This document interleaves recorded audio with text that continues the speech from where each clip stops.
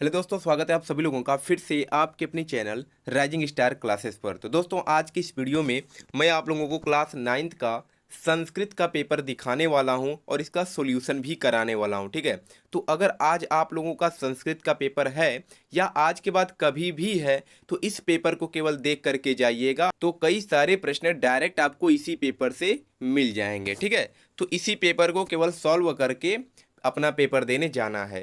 तो यहाँ पर मैं सभी प्रश्नों का उत्तर नहीं बता पाऊंगा, जो मुझे आएगा उसका मैं आपको उत्तर बता दूंगा, क्योंकि मैं अभी क्लास 9th का संस्कृत नहीं पढ़ाता हूँ। तो मुझे नहीं पता है कि इसमें कौन कौन से चैप्टर्स हैं और चैप्टर के अंतर्गत क्या क्या पढ़ना होता है, लेकिन जो आएगा मैं आपको ज़रूर बताऊँगा। तो जिसका उत्तर नहीं बताऊंगा वो आपको अपने से देख लेना है किताब के माध्यम से कि उसका उत्तर क्या होगा, और पेपर को अच्छे तरीके से तैयार करके ही पेपर देने जाना है। ठीक है, तो अर्धवार्षिक परीक्षा 2024-25 के लिए ये पेपर है, पूर्णांक 70 नंबर है और समय जो होगा वह 3 घंटे दिए जाएंगे। तो यहाँ पर कुछ निर्देश दिए गए हैं जिन्हें आपको अच्छे से पढ़ लेना है। तो सबसे पहला है खंड अ। खंड अ में 20 बहुविकल्पीय प्रश्न पूछा गया है। सबसे पहले 10 क्वेश्चन जो है वो आपकी किताब से पूछा गया है, यानी चैप्टर के अंतर्गत आने वाले प्रश्न पूछे गए हैं, और 10 क्वेश्चन व्याकरण से पूछा गया है। तो पहला प्रश्न है कि राष्ट्रगानस्य रचनाकारः कः अस्ति, यानी राष्ट्रगान के रचनाकार कौन है। तो जो नहीं भी पढ़ा रहेगा वो भी बता देगा, रविंद्रनाथ टैगोर अस्ति। ठीक है, तो ऑप्शन बी करेक्ट हो जाएगा, रविंद्रनाथ टैगोर राष्ट्रगान के रचनाकार हैं। दूसरा क्वेश्चन है कि पुष्पेषु राष्ट्रीय प्रतीकम कः अस्ति, यानी पुष्पों में राष्ट्रीय प्रतीक क्या है। तो सबको पता है कमलम, यानी कि कमल है। तीसरा क्वेश्चन है कि रामायणस्य लेखकः कः अस्ति, रामायण के लेखक कौन हैं। वाल्मीकि हैं कि तुलसीदास हैं कि कालिदास हैं या भवभूति हैं। तो रामायण के लेखक कौन हैं, तो वाल्मीकि जी हैं। ठीक है, तो ऑप्शन पहला करेक्ट हो जाएगा। वाल्मीकि नाम आसीत, वाल्मीकि का क्या नाम था। अग्नि शर्मा था कि महर्षि था कि देवस्य था या महामुनि था। तो वाल्मीकि का नाम अग्नि शर्मा था। क्या था, अग्नि शर्मा। पृथ्वीयस्य स्वर्गे एवं मन्यते, यानी पृथ्वी का स्वर्ग किसे माना जाता है। ठीक है, ये जीके का क्वेश्चन बन सकता है। पृथ्वी का स्वर्ग किसे माना जाता है, भूटान को माना जाता है कि कश्मीर को माना जाता है या बांग्लादेश को माना जाता है या नेपाल को माना जाता है। तो पृथ्वी का स्वर्ग कश्मीर को माना जाता है। ठीक है, फिर 6 नंबर क्वेश्चन है कि स्वतंत्र एवं परिभ्रमण प्राणान अत्यज्यत। तो कौन सा ऑप्शन करेक्ट हो जाएगा, तो ऑप्शन पहला ही हो जाएगा, चंद्रशेखर। ठीक है, रामेण कैकेयी केन सह अपश्यत। तो इस प्रश्न का उत्तर आपको कमेंट बॉक्स में बताना है कि क्या होगा। वैसे ही 8वां प्रश्न है कि सुवर्णस्य दुखस्य किम कारणमस्ति, सुवर्ण के दुख का क्या कारण था। तो मैंने ये सब चैप्टर नहीं पढ़ा है इसलिए मुझे नहीं आ रहा है। तो अगर आपको आता है तो कमेंट बॉक्स में बताइएगा, जिससे अन्य बच्चों को भी पता चल सके। और नहीं आ रहा है अगर आपको यहाँ पे, तो आपको किताब से देख लेना है कि इसका उत्तर क्या होगा। वैसे ही 9 नंबर क्वेश्चन का भी उत्तर देख लेना है कि जनकस्य होता डॉट डॉट डॉट आसित, तो इसमें क्या भरा जाएगा। और 10वां क्वेश्चन है कि तीन का नदी तिरणा, तो इसमें यमुना नदी होगा, गंगा नदी होगा, नर्मदा नदी होगा या सिंधु नदी होगा। तो जो चैप्टर पढ़े हैं अच्छे से उनके लिए ये प्रश्न बहुत ईजी हैं। अब 11 नंबर प्रश्न है और यहाँ से व्याकरण के क्वेश्चन स्टार्ट होते हैं। माहेश्वर सूत्रों की संख्या होती है 10 होती है या 14 होती है या 18 होती है या 20 होती है। तो महेश्वर सूत्रों की संख्या 14 होती है। ठीक है, ऑप्शन बी करेक्ट हो जाएगा। अक प्रत्याहार में वर्ण आते हैं, तो अक प्रत्याहार में कौन कौन से वर्ण आते हैं। तो अ आता है, ई उ री और री, ये 5 वर्ण अक प्रत्याहार में आते हैं।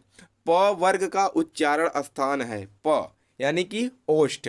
क्या है, तो ओष्ठ हो जाएगा प वर्ग का उच्चारण स्थान।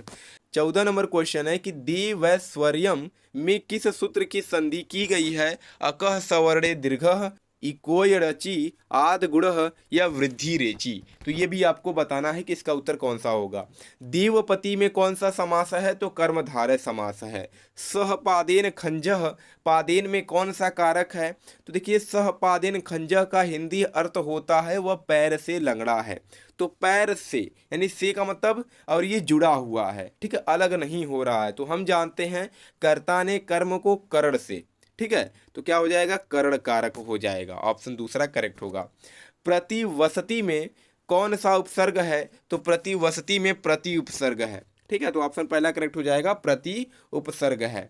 सज्जनात पद में किस विभक्ति व वचन का रूप है? तो बालकात। वैसे ही क्या है, सज्जनात, तो बालकात का होता है पंचमी विभक्ति एक वचन, तो सज्जनात का भी क्या हो जाएगा, पंचमी विभक्ति एक वचन हो जाएगा।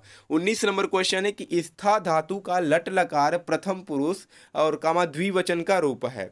तो स्था का मतलब तिष्ठति होता है, ठीक है, तो तिष्ठति, तिष्ठतः, तिष्ठन्ति, तो क्या हो जाएगा, प्रथम पुरुष और द्विवचन, तो तिष्ठति, तिष्ठतः, तो दूसरा ऑप्शन करेक्ट हो जाएगा, तिष्ठतः, ठीक है। फिर 20 नंबर क्वेश्चन है कि सा हसती का वाच्य क्या होगा? तो वाच्य परिवर्तन आपको पढ़ लेना है क्योंकि 10th में भी ये है और पूछा जाता है 2 से 3 नंबर का। तो सा का क्या हो जाएगा, सा का तया हो जाता है, यानी सबको किस में बदल देते हैं, तृतीया विभक्ति में। तो सा का क्या हो जाएगा, तया हो जाएगा, और हसती का क्या हो जाएगा, तो हस्यति हो जाएगा, तो ऑप्शन दूसरा करेक्ट हो जाएगा, ठीक है। सा का क्या हो जाएगा, तया, तो तया हस्यते, इसका क्या होगा, वाच्य परिवर्तन होगा। तो ये 20 MCQ टाइप क्वेश्चन पूछा गया है, 10 क्वेश्चन आपके किताब से रहेगा और 10 क्वेश्चन व्याकरण से रहेगा। अब आता है खंड ब, जो कि है वर्णनात्मक प्रश्न। तो 21 नंबर क्वेश्चन है कि अधोलिखित संस्कृत गद्यांश में से किसी एक का ससंदर्भ व्याख्या कीजिए। तो यहाँ पर 2 गद्यांश दिए गए हैं, किसी एक का आपको क्या करना है, व्याख्या करना है और संदर्भ लिखना है। तो अगर पहला आता है तो पहला कर दीजिएगा, नहीं तो दूसरा भी आप कर सकते हैं, किसी एक का ही करना है। फिर 22 नंबर क्वेश्चन है कि निम्नलिखित में से किसी एक पाठ का सारांश लिखना है। तो पहला है आदि कवि वाल्मीकि, दूसरा है आजाद चंद्रशेखर और तीसरा है अंतरिक्ष विज्ञानम। किसी एक का ही आपको क्या करना है, तो सारांश लिखना है। निम्नलिखित श्लोकों में से किसी एक का हिंदी में व्याख्या कीजिए। तो या तो क कीजिए या तो ख, किसी एक का ही आपको करना है। फिर निम्नलिखित में से किसी एक सुक्ति की व्याख्या करना है। तो 3 सुक्ति यहाँ पर दिया गया है, किसी एक का ही आपको व्याख्या करना है। 25 नंबर क्वेश्चन है कि निम्नलिखित में से किसी एक श्लोक का अर्थ संस्कृत में लिखिए। तो या तो पहला का लिखना है या तो दूसरा का। अब देखिए, अगर आपका आज ही पेपर है तो आपको ज़्यादा कुछ नहीं पढ़ना है, यहाँ पर जो दिया गया है केवल इन्हीं का अच्छे से व्याख्या समझ लेना है कि व्याख्या कैसे होगा। ये जो 3 सूक्तियाँ यहाँ पर दी गई हैं केवल इन्हीं को पढ़ना है, इसके अलावा कुछ नहीं पढ़ना है। वैसे यहाँ पर जो श्लोक दिया गया है यही पढ़ना है, ठीक है। तो अगर आज आपका पेपर है तो केवल यही पढ़ करके जाइए, कई सारे प्रश्न डायरेक्ट आपको पेपर में दिख जाएंगे, ठीक है, और कुछ पढ़ने की जरूरत नहीं है।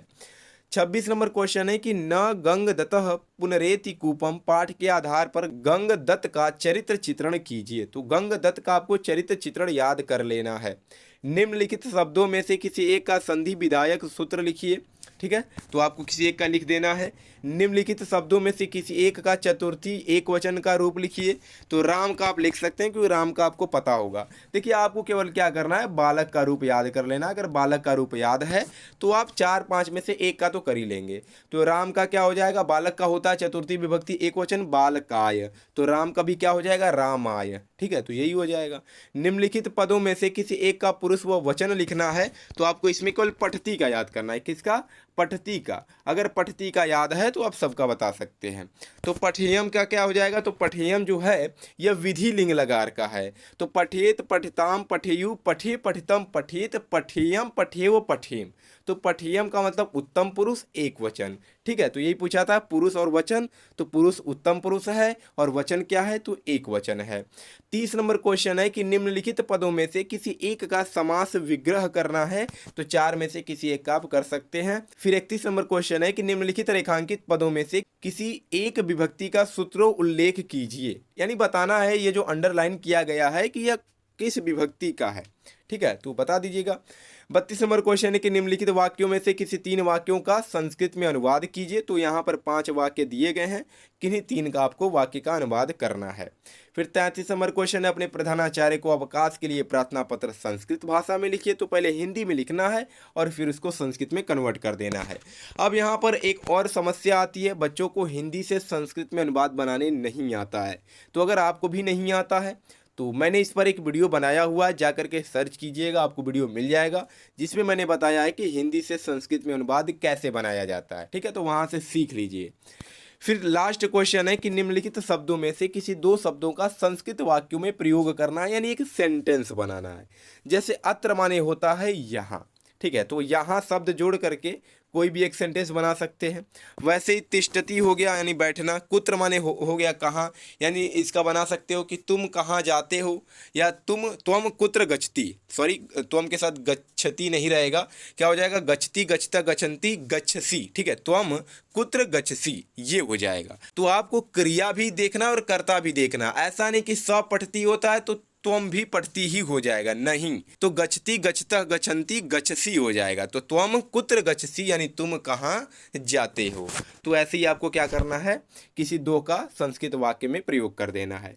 तो ये पेपर है क्लास 9th संस्कृत का। तो जो क्वेश्चन मैंने नहीं बताया है उन प्रश्नों का उत्तर अपने से देख लीजिएगा, ठीक है।